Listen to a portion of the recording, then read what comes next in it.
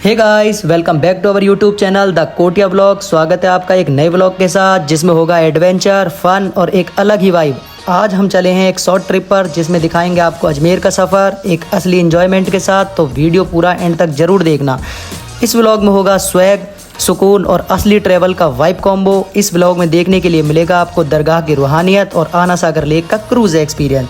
तो अपनी कुर्सी की पेटी बांध लो क्योंकि मौसम बिगड़ने वाला है, क्योंकि ये व्लॉग होगा एकदम नेक्स्ट लेवल। तो चलिए शुरू करते हैं Ajmer trip with full energy के साथ, शाम की फ्रेश हवा और एक नई वाइब के साथ। इस व्लॉग की शुरुआत हो रही है मेरे घर से और हम सबको तो आप जानते ही हैं। इस ट्रिप पे जा रहा है मेरे साथ अफसैद और हम दोनों फुल रेडी थे, फुल एनर्जी के साथ, फुल वाइब के साथ। और हमको स्टेशन पर ड्रॉप करने के लिए जा रहा है अमन, फुल एनर्जी के साथ। कार में लाउड म्यूज़िक सुनते हुए फुल मौज मस्ती और चिल मूड में सारे जा रहे थे। रास्ते में गांव का व्यू, खेतों की खुशबू और गांव की गलियों को देखते हुए, कैमरे में रिकॉर्ड करते हुए सारे जा रहे हैं। तो गाइस, इसी के साथ हम पहुंच चुके हैं रींदली अंडरपास में। जो लोग बाहर से देख रहे हैं उनको मैं बता दूं, ये है रींदली का अंडरपास। ये हमारे गांव से 3-4 किलोमीटर दूर हैं। जो जानते हैं उनको बताने की ज़रूरत नहीं है। इस व्लॉग को एंड तक देखो और मज़ा आएगा आपको। ये व्लॉग बहुत बड़ा एडवेंचर है हमारी लाइफ का। तो इस व्लॉग को अजमेर ट्रिप मत समझना, ये अजमेर से भी अच्छी ट्रिप होगी। आप जब तक कर लीजिए चैनल को सब्सक्राइब, वीडियो को लाइक, दोस्तों में कर दीजिए शेयर और एक प्यारा सा कॉमेंट ज़रूर कर देना। चलिए व्लॉग को आगे बढ़ाते हैं और आप तब तक चैनल को सब्सक्राइब जरूर कर देना याद से, इस ट्रिप का मज़ा लेने के लिए। तो गाइस, सफ़र का मज़ा लेते हुए हम पहुंच चुके हैं मंडावर के मार्केट में। और सच कहूँ तो मंडावर का मार्केट अपनी ही एक अलग दुनिया लगता है। यहाँ से निकलते वक्त दिल में एक्साइटमेंट थी और दिमाग में सिर्फ एक ही सोच, इस ट्रिप को बनाना है यादों का टीज़र। ये सिर्फ एक ट्रिप नहीं है, यादों का सफ़र है जो हम अपने कैमरे में लॉक कर रहे हैं। इसी के साथ हम पहुंच चुके हैं मंडावर की चौपड़ पे। पता नहीं दूसरी साइड का रास्ता ब्लॉक था, उन्होंने बंद कर रखा था कोई ट्रैफिक की वजह से, इसलिए हम रॉन्ग साइड से जा रहे हैं स्टेशन के लिए। ये स्टेशन की गली है और हम पहुंच रहे हैं स्टेशन के लिए। सो गाइस, अब हम पहुंच चुके हैं स्टेशन पर। ट्रेन थोड़ी लेट थी इसलिए ट्रेन का वेट किया और जब पता चला कि ट्रेन थोड़ी ज़्यादा लेट है इसलिए हम स्टेशन के अंदर नहीं गए, स्टेशन के बाहर होके ही वेट करने लगे। ट्रेन थोड़ी ज़्यादा लेट होने की वजह से हमने सोचा कोल्ड ड्रिंक और स्नैक्स से टाइम पास किया जाए, इसलिए मैं और अफसैद चले गए कोल्ड ड्रिंक और स्नैक्स लेने। अमन और अलादीन हमारा वेट करने लगे बाहर खड़े होकर। फिर हम कोल्ड ड्रिंक और स्नैक्स ले आए तो खाकर टाइम पास करने लगे। फिर अमन बोला, भाई मुझे कुछ काम है इसलिए मुझे जाना होगा, घर से फ़ोन आ चुका है, मैं जा रहा हूँ, तुम एक काम करो अंदर चले जाओ और ट्रेन का वेट कर लो, ट्रेन कुछ देर में आने वाली होगी। फिर अमन जा चुका था इसलिए हम भी अंदर आ गए और ट्रेन का वेट करने लगे। हम बिल्कुल फिक्स पोजीशन पर थे जहाँ पे हमारा कोच आएगा, इसलिए हम दोनों खड़े होकर ट्रेन का वेट करने लगे। ट्रेन बस 2-4 मिनट में आने वाली थी। सो गाइस, फाइनली ट्रेन आ गई और हम अपने कोच में जाकर अपनी सीट पर बैठ गए। हमने वैसे तो 3rd AC का रिजर्वेशन करवाया था, लेकिन वेटिंग ज़्यादा होने की वजह से टिकट कंफर्म नहीं मिलता और ऊपर से समर वेकेशन था और अजमेर ट्रेन हमेशा की तरफ फुल जाती है। आप तो जानते हो इसमें 12 महीने भीड़ चलती रहती है लगातार, इसलिए टिकट 3-4 दिन पहले करवाना पड़ता है। फिर भी किस्मत से हमको सेकंड सीटिंग में सीट मिल गई। वैसे भी हमने सफ़र शाम को तय किया था इसलिए हमको गर्मी की ज़्यादा कोई परेशानी हुई नहीं। कोच फिर भी ठीक ठाक था और सीट भी हमको अच्छी वाली मिल गई। गाइस, आप बाहर का व्यू चेक करो एक बार, कितना प्यारा मौसम है और कितना प्यारा व्यू आ रहा है माउंटेन्स का और ग्रीनरी और चारों तरफ हरियाली और ऊंचे ऊंचे पहाड़। इतना शानदार व्यू आपको किसी और ट्रिप में नहीं मिल सकता। आप कभी ट्रेन से जाओ तो ट्रेन का जो सफ़र है वो अपने आप में एक सुकून होता है। जब खिड़की के उस पार से गुजरती है हरियाली, पहाड़ और छोटी छोटी बस्तियाँ, हर पल के लिए सब कुछ रुक जाता है, सिर्फ नज़ारे बोलते हैं। कभी माउंटेन्स, कभी स्टेशन और कभी बेहतरीन सनसेट। सफ़र लंबा था पर हर लम्हा यादगार बन गया।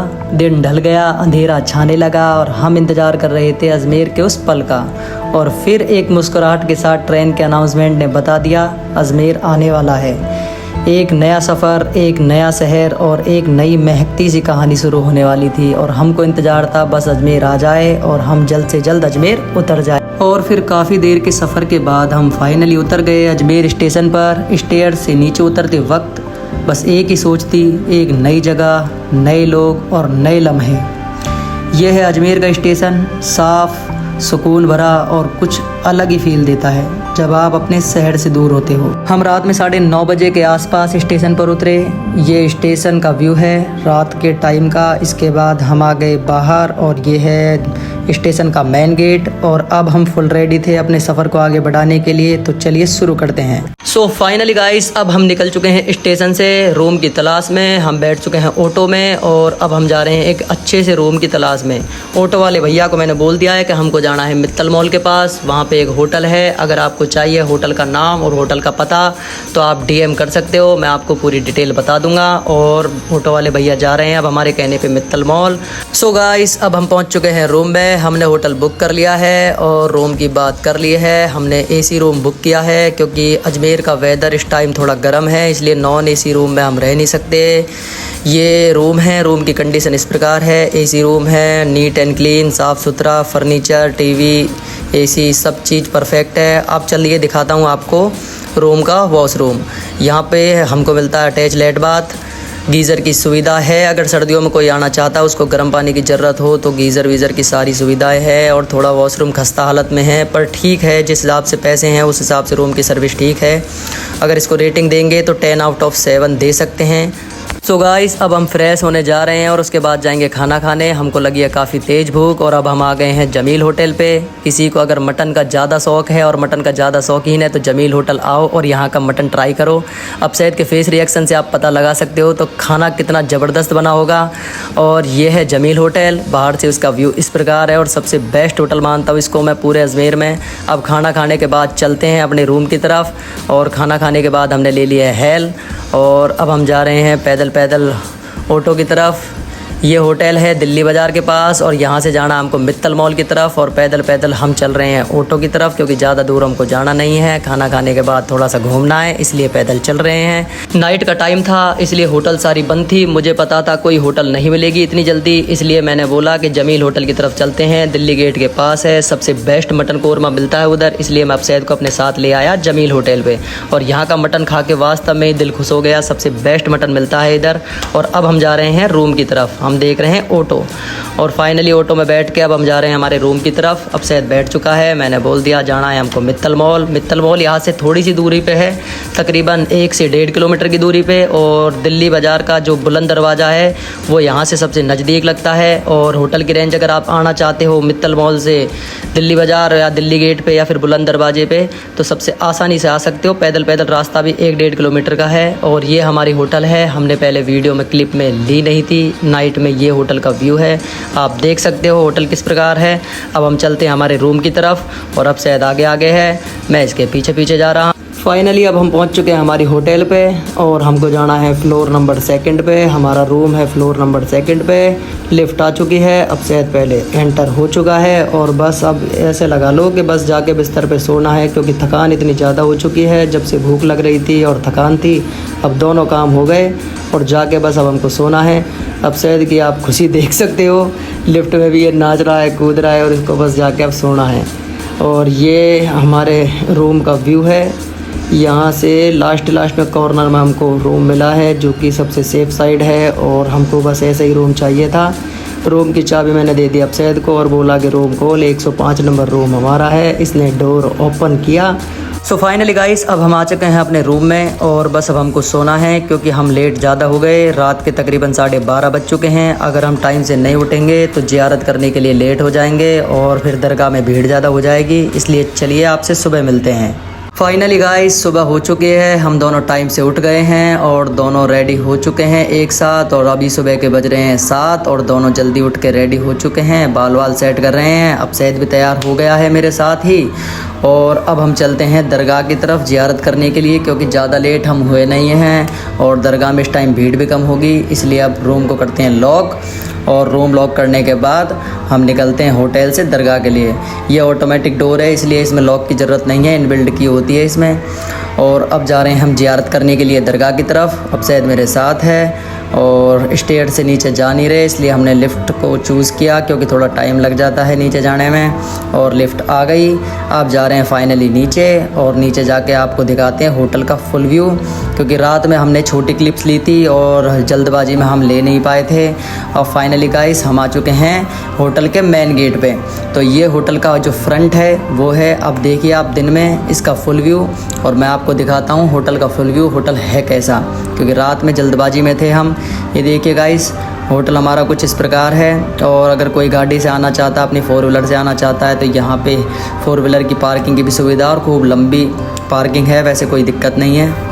वैसे गाइस हमने होटल भी बिल्कुल परफेक्ट जगह पे ली थी और होटल हमारी बिल्कुल अच्छी जगह पे है। इससे दरगाह भी बिल्कुल पास में पड़ती है। तकरीबन पैदल रास्ता मान के चलो 5 से 7 मिनट का है, वैसे 1 किलोमीटर पड़ जाता है। और टूरिस्ट पॉइंट जितने भी हैं, आना सागर हो, आना सागर चौपाटी हो या फिर 7 वंडर्स हो, सारी चीज़ पास में पड़ती है। और ये है मित्तल मॉल, इसके जस्ट 2 गली छोड़ के तीसरी गली हमारी थी।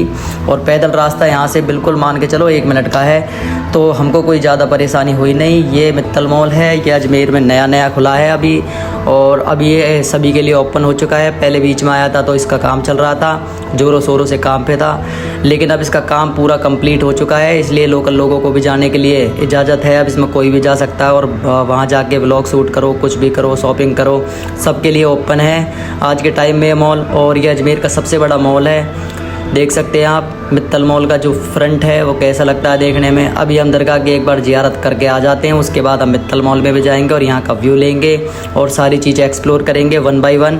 और अब चलते हैं दरगाह की तरफ। मैं और अफसैद जा रहे हैं थोड़ी सी दूर पैदल, क्योंकि हम रॉन्ग साइड पे थे और हमको जाना है जिधर ऑटो रुकते हैं, तो थोड़ा सा घूम के जाना पड़ेगा आगे की तरफ से, क्योंकि बैरियर लगे हुए हैं, पुलिस वाले जगह जगह पे खड़े हैं। और अब हमने ले लिया है ऑटो। अब चलते हैं दरगाह की तरफ। पैदल भी जा सकते हैं, लेकिन सुबह सुबह इतना चलने का मन नहीं कर रहा, इसलिए ऑटो लेके हम पहुंचते हैं दरगाह की तरफ। और आप देख सकते हैं सुबह का नज़ारा अजमेर में किस प्रकार है। ठंडी ठंडी हवाएं हैं, ज़्यादा गर्म वेदर भी नहीं है, लेकिन जो सफ़र में आता है उसको ज़्यादा गर्म लगता है। बाकी अजमेर का वेदर हमेशा एक जैसा रहता है, ज़्यादा ना तो गर्मी होती है ना सर्दी होती है। कोई से भी सीज़न में आ जाओ, अजमेर का वेदर एकदम परफेक्ट रहता है सभी के लिए।